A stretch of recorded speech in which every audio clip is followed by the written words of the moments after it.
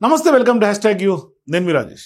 తెలంగాణ రాష్ట్ర రాజకీయాలు మొత్తం కాళేశ్వరం అంశం చుట్టూ తిరుగుతోంది. సో ఇటువంటి వ్యవహారంలో ప్రధానంగా సీఎం రేవంత్ రెడ్డి ఒక వ్యూహాత్మకమైనటువంటి ఒక ఎత్తుగడగా ఖచ్చితంగా చెప్పాలి రాజకీయంగా. అంటే కాకలు తిరిగినటువంటి వాళ్ళకు కూడా ఇప్పుడు పెద్ద ఎత్తున సీఎం రేవంత్ రెడ్డి కొంత వాళ్ళను ఉంచుతున్నటువంటి పరిస్థితి కనిపిస్తుంది. అంటే బీఆర్ఎస్ పార్టీ అధినేతగా ఉన్నటువంటి కేసీఆర్ గత 10 ఏళ్ల పాటు ఆయన సీఎంగా ఉన్నప్పటికీ తెలంగాణ రాష్ట్రాన్ని తిరుగులేనటువంటి రాజకీయ నాయకుడిగా చలామణి ఎదిగిన తర్వాత కూడా అంటే ఇక నాకు తిరుగులేదులే అని భావించి పెద్ద ఎత్తున కాళేశ్వరం సంబంధించి ఒక తెలంగాణ జీవధారగా తెలంగాణకు ఒక వరప్రదాయనిగా కాళేశ్వరాన్ని ప్రొజెక్ట్ చేస్తూ బీఆర్ఎస్ పార్టీ నిర్మించింది.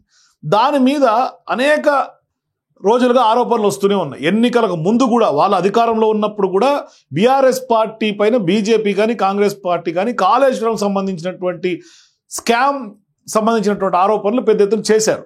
ఇటువంటి సందర్భాల్లో 1,00,000 కోట్లకు సంబంధించినటువంటి స్కామ్ జరిగింది అనే ఆరోపణలు ప్రధానంగా బీజేపీ పార్టీ చేసింది, కాంగ్రెస్ పార్టీ కూడా చేసింది. అయితే ఇక్కడ ప్రధానంగా అధికారంలో కాంగ్రెస్ పార్టీ వచ్చిన తర్వాత ఇప్పుడు దాన్ని సిబిఐ ఎంక్వైరీకి ఆ వ్యవహారంలో వేయటమే ఇప్పుడు అతిపెద్ద సంచలన మూవ్గా కనిపిస్తోంది.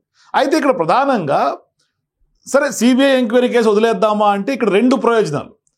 ఒకటి కేసీఆర్ని రాజకీయంగా దెబ్బ కొట్టడం ఒకటైతే, ఇంకొక దెబ్బ బీజేపీని కూడా రాజకీయంగా ఇరకాటంలో నెట్టే ప్రయత్నం సీఎం రేవంత్ రెడ్డి చేశారు. అంటే ఒకే బాణానికి 2 పిట్టలు, ఒకే దెబ్బకు 2 పిట్టలు ఫైర్ చేసినటువంటి పరిస్థితి.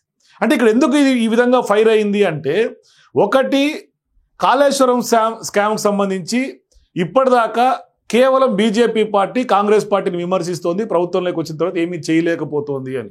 ఇప్పుడు CM Revanth Reddy PC Ghosh commission తోటి పెద్ద ఎత్తున జ్యుడిషియల్ ఎంక్వైరీ చేయించి ఆ ఎంక్వైరీ మీద రైట్ రాయల్గా లీగల్గా డాక్యుమెంటల్ ఎవిడెన్సెస్ అన్ని కూడా మొత్తం సమర్పించి ఎన్డీఎస్ఏ రిపోర్ట్స్ కానీ విజిలెన్స్ రిపోర్ట్స్ కానీ అట్లాగే పెద్ద ఎత్తున జరిగినటువంటి అనేక అంశాలని ఓపెన్ కోర్టులో జ్యుడిషియల్ ఎంక్వైరీ జరిగిన తర్వాత వాళ్ళు ఇచ్చినటువంటి 650 పేజీలకు పైగా రిపోర్ట్లు అసెంబ్లీలో ఉన్నటువంటి సభ్యులందరికీ పంచి ఇప్పుడు పెద్ద ఎత్తున సిబిఐ విచారణకు ఆదేశాలు జారీ చేశారు. ఒకప్పుడు సీఎం కేసీఆర్ తెలంగాణలో ఏదైతే సిబిఐకి నో చెప్పారో ఇప్పుడు రేవంత్ రెడ్డి ఎస్ చెప్తూనే సంచలనాన్ని తెరదీశారు.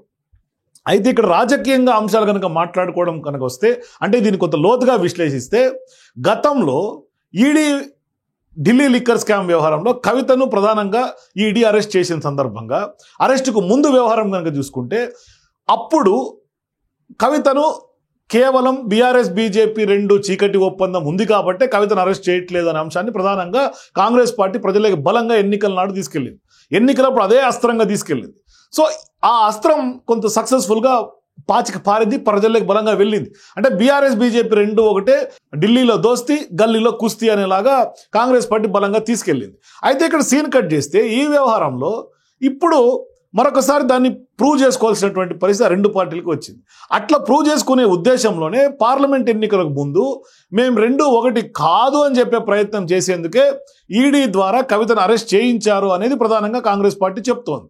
సరే, అంతవరకు బాగానే ఉంది. కానీ కవిత లైన్ వేరే ఉంది. కవిత బీజేపీ బీఆర్ఎస్ పైన కక్షాదింపు ధోరణి చేస్తోంది అనేది కవిత వాదన. అది పక్కన పెడదాం. అయితే ఇక్కడ ప్రధానంగా కవిత అరెస్ట్ సందర్భంలో కూడా విలీన అంశం తెర మీదకి వచ్చింది. ఇప్పుడు ఆ విలీన అంశం ఏకంగా కవితనే స్వయంగా చెప్తోంది. ఇట్లా అదంతా బీజేపీ బీఆర్ఎస్ ఎపిసోడ్ డిఫరెంట్. ఇప్పుడు కాళేశ్వరం సంబంధించినటువంటి అంశంలో ప్రధాని నరేంద్ర మోదీ నుంచి మొదలు పెడితే అమిత్ షా కానీ నడ్డా కానీ ఎవరు హైదరాబాద్కి వచ్చినా కూడా కాళేశ్వరాన్ని ఏటీఎంతో పోల్చి చెప్పారు.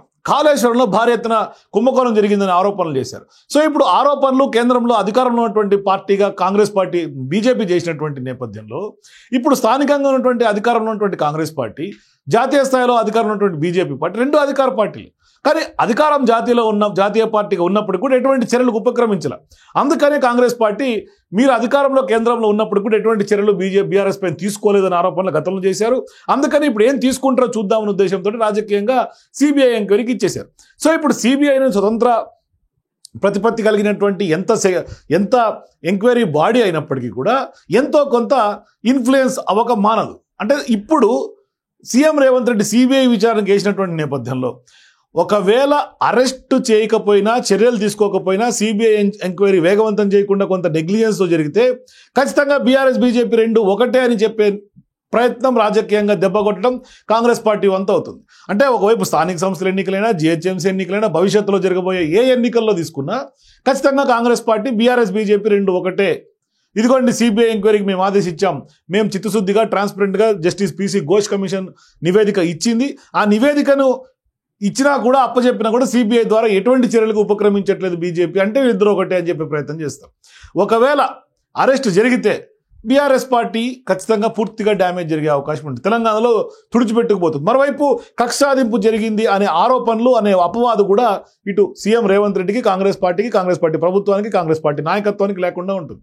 అంటే చేతులు తడవకుండా, చేతికి మట్ట అంటకుండా బీఆర్ఎస్ బీజేపీనే ఇప్పుడు వాళ్ళ మీద మొత్తం పెట్టేటువంటి పరిస్థితి. అంటే బీజేపీ భుజం మీద గన్ను పెట్టి బీఆర్ఎస్ పార్టీని కాల్చే ప్రయత్నం సీఎం రేవంత్ రెడ్డి చేసినట్టుగా కనిపిస్తుంది.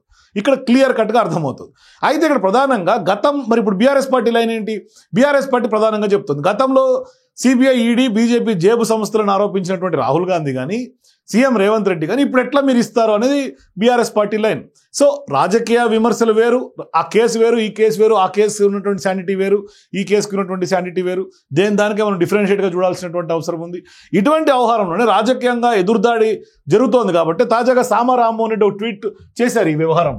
సో ఇటువంటి సందర్భాల్లో సామా రామ్మోహన్ రెడ్డి కూడా క్లియర్గా చెప్తున్నాడు, ఇన్నాళ్ళు కాళేశ్వరం ప్రాజెక్టు అవకతవకలపై విచారణ సిబిఐకి ఇవ్వాలని పదే పదే డిమాండ్ చేసినటువంటి కేంద్ర మంత్రులు కిషన్ రెడ్డి అయినా, బండి సంజయ్, బీజేపీ రాష్ట్ర అధ్యక్షుడు రామచంద్రరావులు ఇప్పుడు ముఖ్యమంత్రి రేవంత్ రెడ్డి గారు విచారణ మరింత పారదర్శకత కోసం అసెంబ్లీలో ఆధారాలతో కూడినటువంటి నివేదికలతో పాటు సిబిఐకి అప్పగిస్తూ తీర్మానం చేశారు.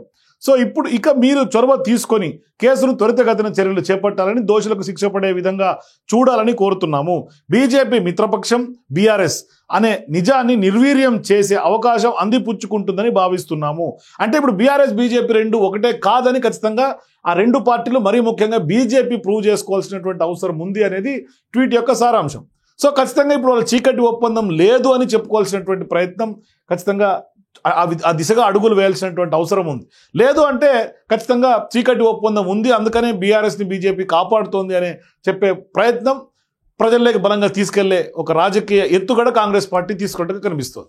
సో ఇట్లా కాళేశ్వరం సంబంధించినటువంటి అంశంలో ఒకవైపు బీఆర్ఎస్ పార్టీ ఇరకాటంలో పెడుతూనే బీజేపీ పార్టీని కూడా కొంత ఇరకాటంలో నెట్టినట్టుగా స్పష్టంగా కనిపిస్తుంది ఇక్కడ రాజకీయంగా. అయితే ఇక్కడ ప్రధానంగా ఎప్పుడైతే సిఐడికి కానీ లేదు అంటే కనుక రాష్ట్రంలో సిట్ ఎంక్వైరీకి కానీ ఇవ్వకుండా, అంటే వీళ్ళ చేతికి మట్టి అంటకుండా, అపవాదం కాంగ్రెస్ పార్టీకి రాకుండా బీజేపీకి సిబిఐకి ఇచ్చినటువంటి వ్యవహారంలో కొంతమంది జర్నలిస్టులు, సీనియర్ రాజకీయ నాయకులను కూడా కొన్ని విశ్లేషణలు తెర మీదకి తీసుకొస్తున్నారు. అంటే సీఎం రేవంత్ రెడ్డి చేతిలో ఉన్నటువంటి అవకాశాన్ని బీజేపీ చేతికి వదిలేశారు. అంటే కేసీఆర్ జుట్టు ఇప్పుడు బీజేపీ చేతిలోకి వెళ్ళిపోయింది, బీజేపీ కేసీఆర్ని కొంత ఆడించే అవకాశం ఉంటుంది రాష్ట్రంలో. మరి అటువంటి సందర్భాల్లో రేవంత్ అనవసరంగా కొంత అంది వచ్చినటువంటి అవకాశాన్ని బీజేపీకి అస్త్రంగా ఇచ్చారు కాళేశ్వరం వ్యవహారాన్ని.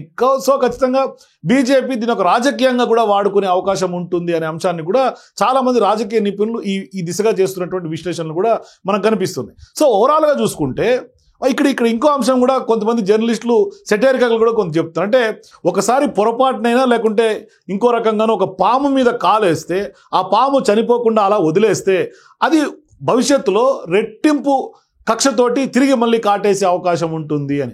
అంటే ఇప్పుడు కేసీఆర్ని లేకుంటే బీఆర్ఎస్ పార్టీ అలా వదిలేస్తే అది భవిష్యత్తులో రెట్టింపు కక్ష కాంగ్రెస్ పార్టీ పైన కూడా తీర్చుకునే అవకాశం ఉంటుంది అనే అంశాన్ని కూడా ఈ సందర్భంగా చెప్తూ ఉన్నారు. సో ఓవరాల్గా చూసుకుంటే ఖచ్చితంగా కాళేశ్వరం అంశంలో సీఎం రేవంత్ రెడ్డి అయితే రాజకీయంగా ఒక పెద్ద బిగ్ ప్లాన్గా, మాస్టర్ స్ట్రోక్గా కనిపిస్తుంది.